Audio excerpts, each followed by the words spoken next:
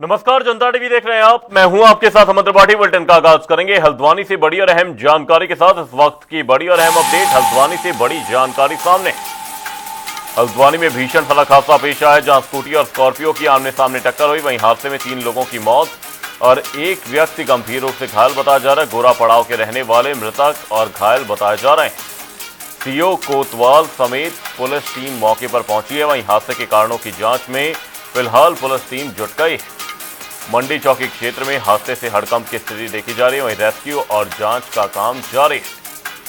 ये बड़ी और अहम जानकारी, इस वक्त की ये बड़ी अपडेट। हल्द्वानी से ये बड़ी खबर सामने है। हल्द्वानी में भीषण सड़क हादसा पेश आया है। स्कूटी और स्कॉर्पियो की आमने सामने टक्कर हुई और इस दौरान 3 लोगों की मौत हो गई। वहीं एक व्यक्ति गंभीर रूप से घायल बताया जा रहा है।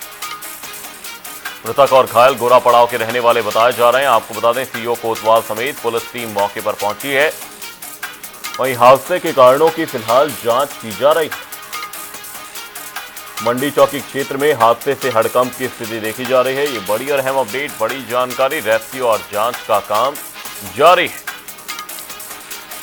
हल्द्वानी में भीषण सड़क हादसा पेश आया। स्कूटी और स्कॉर्पियो की आमने सामने टक्कर हुई और इस दौरान हादसे में 3 लोगों की मौत की खबर है। वहीं एक व्यक्ति गंभीर रूप से घायल बताया जा रहा है। गोरा पड़ाव के रहने वाले मृतक और घायल बताए जा रहे हैं। सीओ कोतवाल समेत पुलिस टीम मौके पर पहुंची है। वहीं हादसे के कारणों की जांच की जा रही है। ये बड़ी और अहम जानकारी, इस वक्त की ये बड़ी अपडेट सामने। रेस्क्यू और जांच का काम जारी है।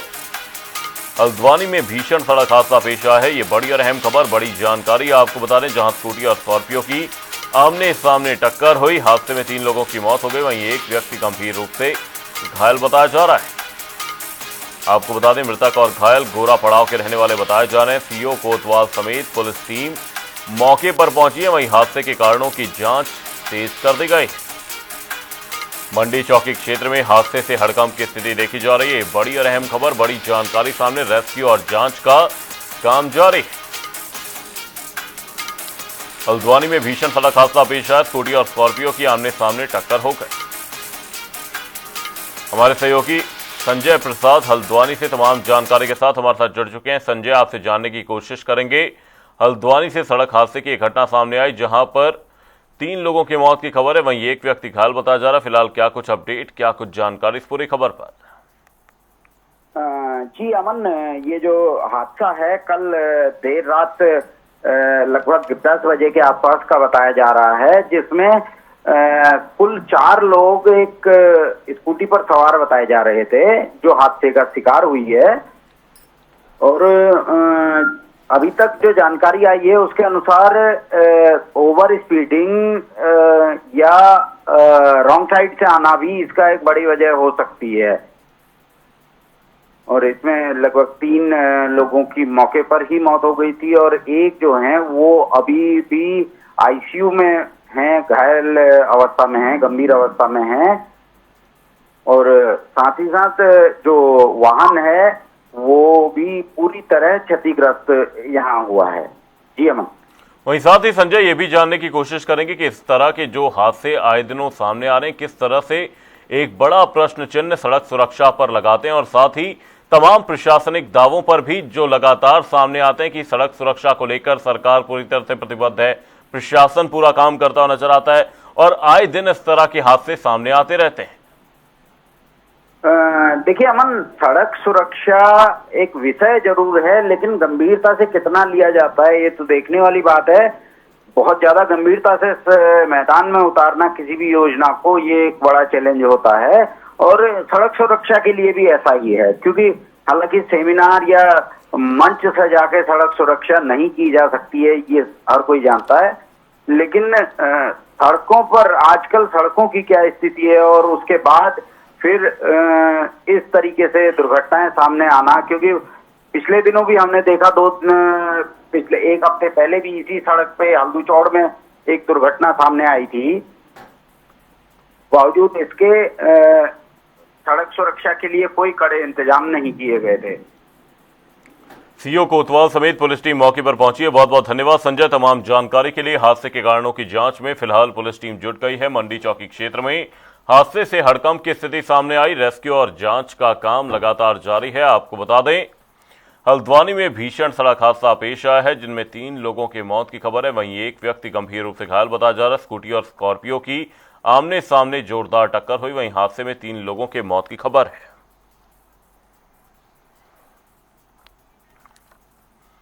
उत्तराखंड के मुख्यमंत्री पुष्कर सिंह धामी देहरादून के सहसपुर में आयोजित जन जन की सरकार जन जन के द्वार कार्यक्रम में शामिल हुए। सेवा, सुशासन और समर्पण की भावना से आयोजित इस पखवाड़े के तहत प्रदेश भर में आम जनता को सरकारी योजनाओं और सेवाओं का लाभ एक ही स्थान पर उपलब्ध कराया गया।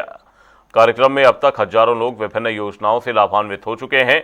यहां 23 विभागों की सेवाएं एक ही परिसर में उपलब्ध कराई जा रही हैं, जिससे लोगों को सरकारी कार्यालयों के चक्कर नहीं लगाने पड़ रहे। सरकार ने इसे जन कल्याण और सुशासन की दिशा में महत्वपूर्ण पहल बताया है।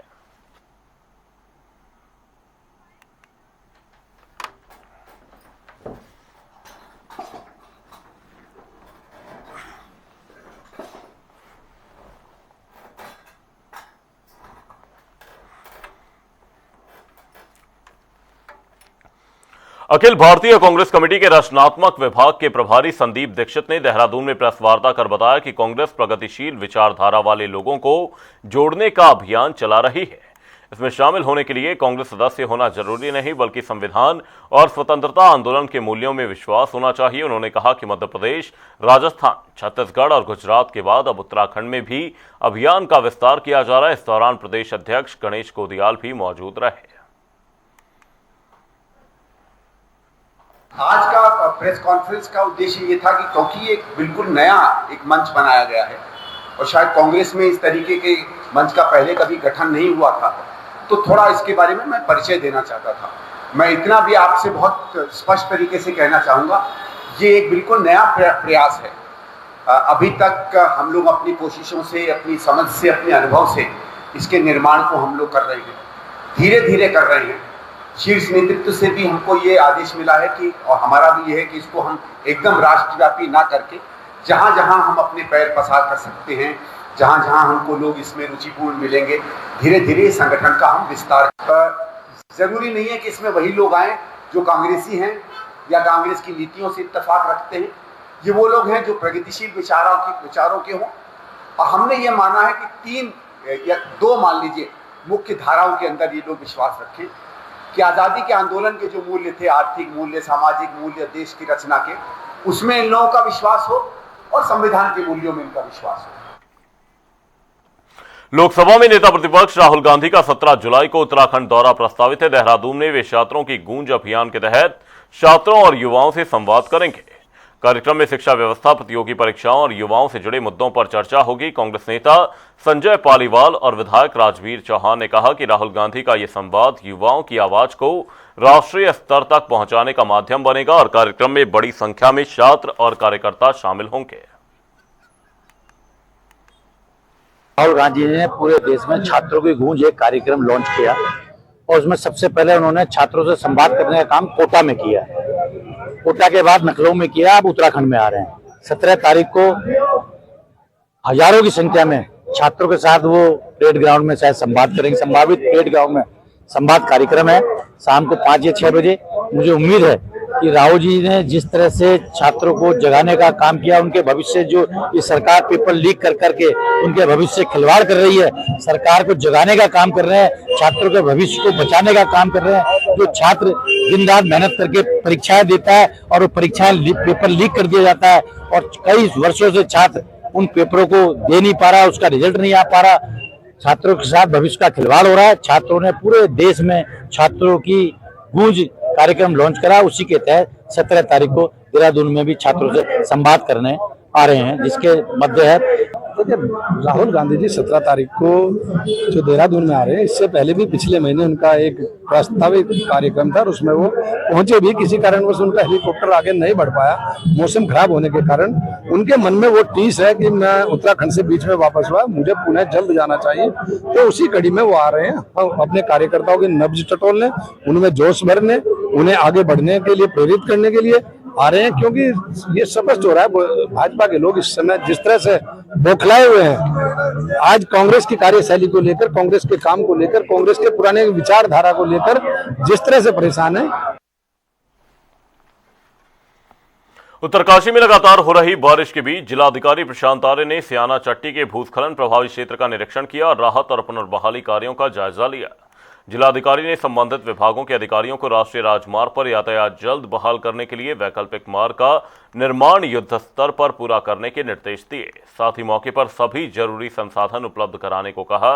उन्होंने एनएच के अधिकारियों को यमुना नदी पर निर्माणाधीन ब्रिज का काम 1 सप्ताह के भीतर पूरा करने के सख्त निर्देश दिए। जिलाधिकारी ने कहा कि चारधाम यात्रा पर आए श्रद्धालुओं और स्थानीय लोगों की सुरक्षा प्रशासन की सर्वोच्च प्राथमिकता है।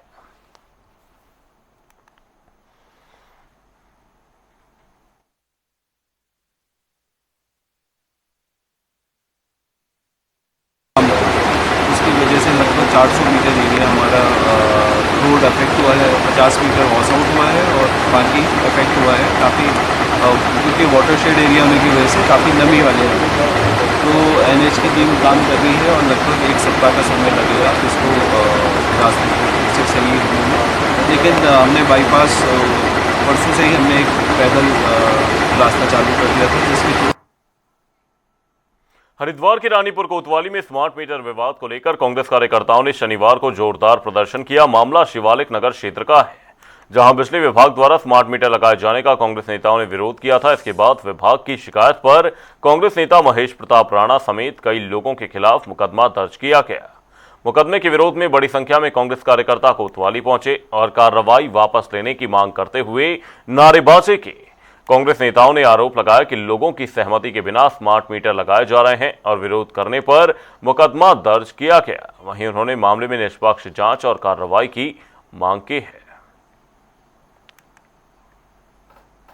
ना अब हमारे दिल में है, देखना है जोर कितना बाजुए का दिल में है। वक्त आने दे बता देंगे तुझे है आसमां, हम अभी से क्यों बताए क्या हमारे दिल में है। ये उस आजादी के परवाने शहीद भगत सिंह, शिवराम और राजगुरु का कथन था, जो हंसते हंसते फांसी पर देश की आजादी के लिए चढ़ गए थे। आज उसी प्रण को लेकर हम भी सरकार की दमनकारी नीति के खिलाफ, ये जो जबरदस्ती घरों में घुसकर लोगों के सोते हुए व्यापारियों की परिस्थिति के ऊपर, गरीब जनता के ऊपर, सोते हुए महिलाओं के ऊपर जिस तरह से उनके घर में घुसकर मीटर तोड़ने का प्रयास किया गया है, ये साफ साफ बाबा साहब के कानून का उल्लंघन है। जब लोकसभा के माध्यम से केंद्रीय मंत्री ने साफ कहा है कि ये कानून आपको बाध्य नहीं करता है कि आप स्मार्ट मीटर लगाओ, तो आप ये जबरदस्ती क्यों उनके बिना पूछे उनके ऊपर लगा रहे हैं। इसी का विरोध करने गए थे, जिसके खिलाफ मुकदमा दर्ज किया है। काशीपुर में हाईवे पर स्टंटबाजी और यातायात नियमों का उल्लंघन करने वालों के खिलाफ पुलिस ने सख्त कार्रवाई की है। जसपुर काशीपुर हाईवे पर थार और स्कॉर्पियो वाहनों के काफिले में हुड़दंग मचाने का वीडियो सोशल मीडिया पर वायरल हुआ था। इसके बाद पुलिस ने मामले का संज्ञान लिया। वहीं जांच के दौरान पुलिस ने वीडियो के आधार पर वाहनों और चालकों की पहचान कर सभी गाड़ियों को कब्जे में लिया और चालकों को कोतवाली बुलाया। पूछताछ के बाद उनसे भविष्य में ऐसी लापरवाही न करने का लिखित माफीनामा लिया गया और मोटर वाहन अधिनियम के तहत चालानी कार्रवाई की गई। पुलिस ने चेतावनी दी कि हाईवे पर स्टंटबाजी, रेसिंग या नियमों का उल्लंघन करने वालों के खिलाफ आगे भी सख्त कार्रवाई जारी रहेगी। इस संबंध में भी चौकी इंचार्ज कुंडेश्वरी को निर्देशित किया गया है कि वो इस वीडियो में जो युवक दिख रहे हैं पीटते हुए और जो पीड़ित युवक दिख रहा है उनके बारे में जानकारी जुटाएं। ये कुंडेश्वरी क्षेत्र का होना संभाव्य है। इसी आधार पर उनको, उन लड़कों को चिन्हित करने के निर्देश दिए गए हैं और उनके विरुद्ध अग्रिम कार्रवाई करने के भी निर्देशित किया गया है। राष्ट्रीय आपदा प्रबंधन प्राधिकरण के सदस्यों रीता मित्तल और दिनेश कुमार असवाल ने देहरादून में ज्योतिर्मठ भूधसाव के बाद चल रहे पुनर्वास और पुनर्निर्माण कार्यों की समीक्षा की। अधिकारियों को समयबद्ध, गुणवत्तापूर्ण और पारदर्शी तरीके से काम पूरा करने के निर्देश दिए गए। बता दें कि बैठक में मुआवजा वितरण, आजीविका, आधुनिक मॉनिटरिंग सिस्टम और स्थानीय सहभागिता पर जोर दिया गया। रामनगर की घास मंडी के 2 दर्जन से अधिक दुकानदारों ने नगरपालिका पहुंचकर बढ़ाए गए दुकान किराए का विरोध किया।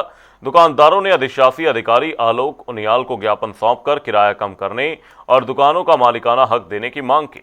चेतावनी दी कि मांगे पूरी नहीं होने पर हाईकोर्ट का रुख करेंगे। ईओ ने कहा कि किराया शासन के निर्देश पर बढ़ाया गया है, जबकि मालिकाना हक का प्रस्ताव आगामी बोर्ड बैठक में रखा जाएगा।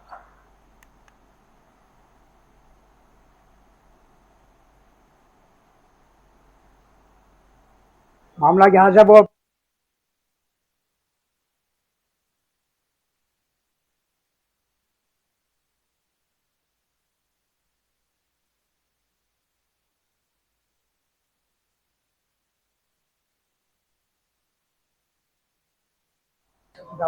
कल को फिर ये कहेंगे अगले साल फिर बढ़ाओ, ऐसे करते रहेंगे, ऐसे तो हमारा शोषण हो जाएगा। हम तो कोर्ट जाएंगे अपने पक्ष में, जो अपनी होल्ड के पक्ष में। मालिकाना आज हमें एक जो ज्ञापन प्राप्त हुआ है उस के संबंध में मैं अवगत कराना चाहता हूं कि जो दुकानों में जो किराए का जो मुद्दा है वह हमें शासन से प्राप्त दिशा निर्देश ये इस तरीके से प्राप्त हैं कि हम लोगों को जो है अपने जो स्वयं के जो हमारे रेवेन्यू रिसोर्सेज हैं उसमें हमें बढ़ोतरी करनी है, तभी हमारी आगे की जो ग्रांट्स हैं वो कंटिन्यू रह पाएंगी।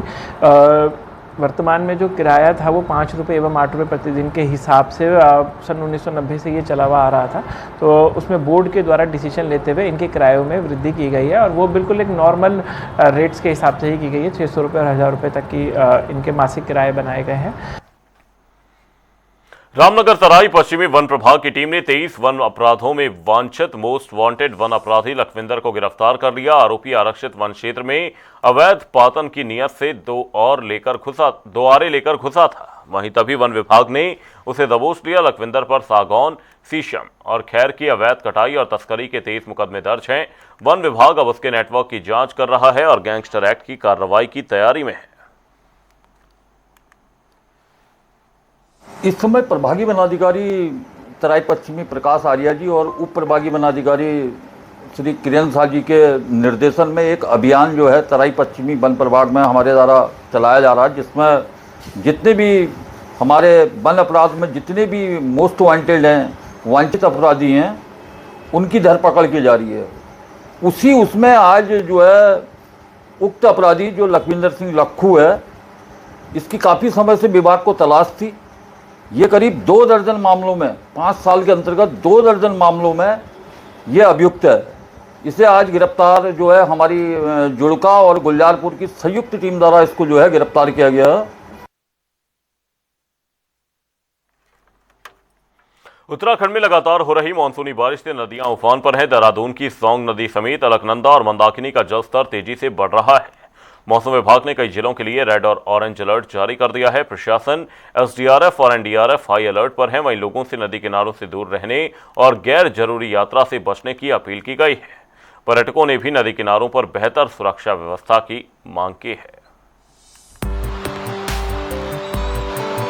उत्तराखंड में मानसून की बारिश की वजह से राज्य भर की नदियां तेजी से उफान पर हैं। तेज बहाव और बढ़ते जलस्तर ने कई इलाकों में सुरक्षा को लेकर चिंता बढ़ा दी है। देहरादून में सौंग नदी उफान पर है।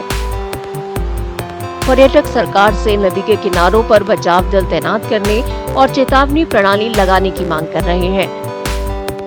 यहाँ कोई सुविधा नहीं है, सुविधा रखना चाहिए कि सरकार को यहाँ कुछ लोग खड़े करने चाहिए कि ऐसे कोई नहाने न चला जाए। पानी कभी भी ज्यादा हो सकता है। हम तो परदेश से आए, पता नहीं है, हम तो चले गए चलो नहाने के लिए और पानी ज्यादा आ गया तो क्या होगा। इसलिए कोई सरकार को ऐसा रखना चाहिए कि यहाँ कोई 2 इंसान खड़े रहे कि भाई अभी उसके अंदर नहीं जा सकते आप। तो यहाँ पे पास में नदी है लेकिन यहाँ पे कोई सुविधा नहीं है बताने के लिए कि भाई आगे जाना है कि नहीं जाना। कोई ऐसा सिस्टम होना चाहिए जिससे कि यात्रियों को पता लगे। जी, यहाँ देखा कि यहाँ पे कोई सुविधा नहीं है, कोई बताने वाला नहीं है और बारिश का बहाव बहुत तेज है। अलकनंदा और मंदाकिनी नदियां भी तेजी से उफान पर है और इसका असर रुद्रप्रयाग में साफ दिख रहा है, जहां बढ़ते जलस्तर की वजह से भगवान शिव की मूर्ति गर्दन तक पानी में डूब गई है। इलाके के लोग मौजूदा हालातों को देखते हुए लोगों से नदी के किनारों और अन्य जल स्रोतों से दूर रहने और मौसम ठीक होने तक गैर जरूरी यात्रा से बचने की अपील कर रहे हैं। रुद्रप्रयाग जनपद में लगातार बारिश हो रही है। गदरे हो गया और नदियां हो गई उफान पर हैं। शासन प्रशासन, जिला आपदा प्रबंधन हो गया, एसडीआरएफ हो गया, डीआरएफ हो गया, सब अलर्ट मोड पर हैं। और बाकी बारिश हो गई, रात से लेकर सुबह से लेकर दिन भर बारिश लगी हुई है। और शासन सबसे यही अपील कर रहा है कि नदी किनारे, गदरे किनारे नहीं जाएं और बाकी अपने घर पे रहे, सुरक्षित यात्रा करें। जिसको ज़रूरी हो वहीं अपने घर से निकले। इस बीच मौसम विभाग ने राज्य के कई हिस्सों के लिए अगले 24 घंटों के लिए रेड अलर्ट जारी किया है। तो अगले 24 घंटे और 48 घंटे में अनेक स्थानों पे प्रदेश में अनेक स्थानों पे हल्की से मध्यम दर्जे की बारिश देखने को मिल सकती है। उसके बाद 11 तारीख में जो कुमाऊं वाला जनपद है वहाँ पे लगभग सभी जिलों में अत्यंत बहुत भारी से बहुत भारी वर्षा भी देखने को मिल सकती है। इसके जो है इसमें हमने ऑरेंज अभी जो अलर्ट भी जारी की, जो चेतावनी है उसमें अगले 24 घंटे के लिए कुछ जनपदों में जो है रेड अलर्ट है, जैसे कि देहरादून, टिहरी, पौड़ी, हरिद्वार और उधम सिंह नगर, नैनीताल और चंपावत जैसे जिले। बाकी जिलों में अगले 24 घंटे के लिए ऑरेंज अलर्ट है। अगले 2 दिनों तक भारी बारिश जारी रहने की संभावना को देखते हुए पूरे राज्य में बचाव और आपातकालीन प्रतिक्रिया टीमों को हाई अलर्ट पर रखा गया है। बुलेटिन में फिलहाल के लिए सिर्फ इतना ही रुकेंगे। एक छोटे से ब्रेक के लिए देखते रहिए जनता टीवी।